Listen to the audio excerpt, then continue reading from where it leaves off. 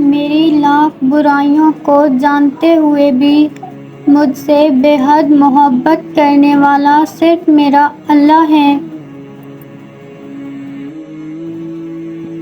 راتیں اگر اللہ سے بات کرتے ہوئے گزرنے لگیں تو نیند نہ آنا بھی نعمت ہے۔ اللہ تو ان کی بھی سنتا ہے جن کی زبان نہیں ہوتی۔ رب سے جب بھی مانگو رب کو ہی مانگو، جب رب تمہارا ہوگا تو سب تمہارا ہوگا۔ اللہ فرماتا ہے سب کو چھوڑ کر اندھا اعتبار کر لو مجھ پر، یقین کرو میں اپنے وعدوں کا بڑا سچا ہوں۔ دونوں صورتیں یقین کی ہیں، کوئی اللہ پاک کے لیے سب چھوڑ دیتا ہے اور کوئی اللہ پاک پر ہی سب چھوڑ دیتا ہے۔ ڈپریشن اور نماز۔ تم جسے ڈپریشن کہتے ہو وہ تمہارے نماز نہ پڑھنے کا نتیجہ ہے۔ دن میں رزق تلاش کرو اور رات کو اس کو تلاش کرو جو رزق دیتا ہے۔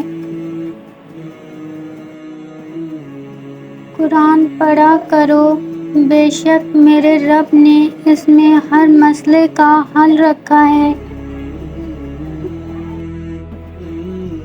توڑ کر رب کی حدوں کو ہر کوئی ایک دوسرے سے پوچھ رہا ہے، زندگی میں بے چینی کیوں ہے؟ کائنات میں کوئی اتنی شدت سے کسی کا انتظار نہیں کرتا جتنا اللہ اپنے بندوں کی توبہ کا کرتا ہے۔ ایک نماز میں اگلی نماز کی توفیق مانگنے سے بہتر کوئی دعا نہیں۔ مجھے قدرت کے ایک عمل سے بہت پیار ہے، مکافات عمل۔ سکون سا آ جاتا ہے یہ لفظ سن کر کہ جیسا کرے گا ویسا بھرے گا۔ احساس ندامت، صرف احساس ندامت، ایک سجدہ اور چشمے تر، اے خدا کتنا آسان ہے منانا تجھ کو۔ ٹھہرو آمین کہتے جانا۔ یا اللہ جس بات کی وجہ سے میں پریشان ہوں تجھے تیری رحمت کا واسطہ اس کے لیے کوئی غیب کا وسیلہ کر دے، آمین۔ دنیا میں سب سے تیز رفتار چیز دعا ہے جو دل سے زبان تک پہنچنے سے پہلے اللہ تعالیٰ کے پاس پہنچ جاتی ہے۔